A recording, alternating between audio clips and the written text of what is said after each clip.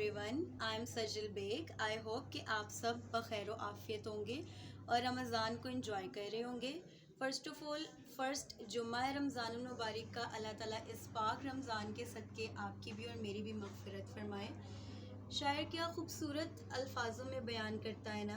یہ کرم ہے ان کا کہ میں ان پہ درود بھیجتی ہوں. یہ کرم ہے ان کا کہ میں ان پہ درود بھیجتی ہوں اور رحمتیں مجھ پر برسائی جاتی ہیں.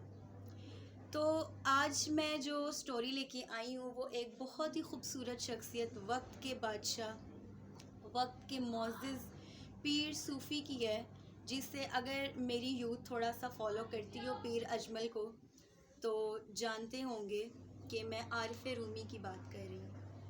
آپ کو پتہ ہے کہ بہت سی اسلامک پرسنالٹیز میری فیوریٹ ہیں، لیکن عارف رومی کے جو اقوال ہیں حضرت علی کے قول کے بعد مجھے اگر کبھی کسی کے اقوال پسند آئے تو وہ عارف رومی ہے. عارف رومی اتنی خوبصورت مثالیں دیتے ہیں نا کہ دل خوش ہو جاتا ہے، اور ہمارے ہر سوالوں کے جواب ہمیں ان کی مثالوں میں مل جاتے ہیں. تو آج کی جو سٹوری ہے وہ میں آپ کو بیان کرنی شروع کرتی ہوں. عارف رومی نے اپنی قوم کو سبق دینے کے لیے ایک بہت خوبصورت مثال دی. اس کو ہم ایز اے سٹوری بورو کرتے ہیں، اور وہ یہ کہ ایک مرتبہ ایک چڑا اور چڑی کا جوڑا درخت پر پناہ گزین تھا، اور وہ آپس میں مشغول تھے کہ اسی وقت ایک محدث، ایک قاری، ایک بہت ہی خوبصورت شخصیت کا آنا ہوا جن کے ہاتھ میں تسبیح، جائے نماز، بہت خوبصورت پگڑی، اور انہیں دیکھ کے کہا نہیں جاتا تھا کہ کوئی یہ کرپٹ انسان ہے یا کچھ ایسا ویسا ہے، فیک.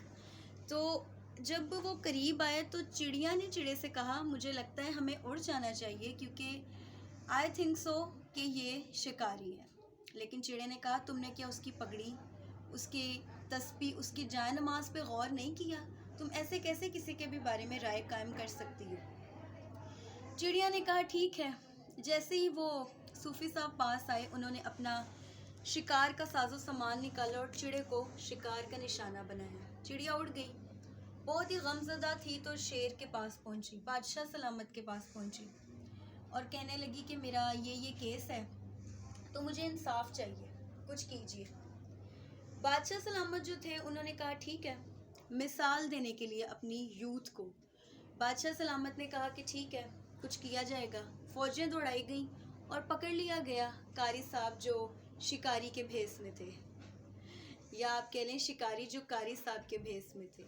تو ان کو پکڑ لیا گیا اور لا کے پیش خدمت کر دیا گیا اور کہا گیا کہ دیکھ لیں اب آپ جو بھی کرنا ہے. تو شیر نے چڑیا سے کہا کہ پکڑ میں نے لی ہے، مجرم تمہارا ہے، سزا تم تجویز کرو گی، سلیکشن تم کرو گی پنشمنٹ کی. تو چڑیا نے کہا میرا صرف چھوٹا سا کہنا ہے، اتنا سا میرا کہنا ہے کہ اس کو کہیں کہ اگر یہ پیر ہے، صوفی ہے نا، تو اپنے اسی روپ میں رہے، اور اگر یہ شکاری ہے تو بھی اپنے اصل روپ میں رہے. اس طرح شکاریوں کی طرح یا اس طرح پیروں کی طرح شکاریوں پیر بن کے مت آئے کہ کسی کو میری طرح دھوکا اور کسی کا گھر اجڑ جائے. شکاری ہے تو شکاری رہے، پیر کے یا صوفی کے بھیس میں مت آئے، کیونکہ میرے چیڑے کو یہی گمان تھا کہ شاید یہ کوئی پیر محدث ہے. میرا صرف آپ سب سے یہ کہنا ہے کہ جس روپ میں ہوں اسی سے اگلے کو ملے، یہ نہیں کہ آپ دن میں کچھ اور رات میں کچھ اور ہیں. بہت ہی خوبصورت اور بہت ہی قیمتی مثال دے گئے مولانا رومی، اور مجھے ان سے بہت زیادہ obsessed ہوں میں ان سے کہ اتنی خوبصورت مثالیں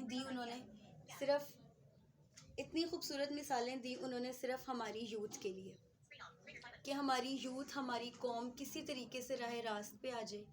آپ لوگ پلیز تھوڑا سا غور کریں، تھوڑا سا فوکس کریں کیا چل رہا ہے. ہم یونیورسٹی لیول، کالج لیول پہ آ کے بھی ایک دوسرے کو بلی کرتے ہیں، ایک دوسرے کی لیگ پولنگ کرتے ہیں. کیوں؟ ایسا نہیں ہونا چاہیے. پیار محبت سے بھی تو رہا جا سکتا ہے نا.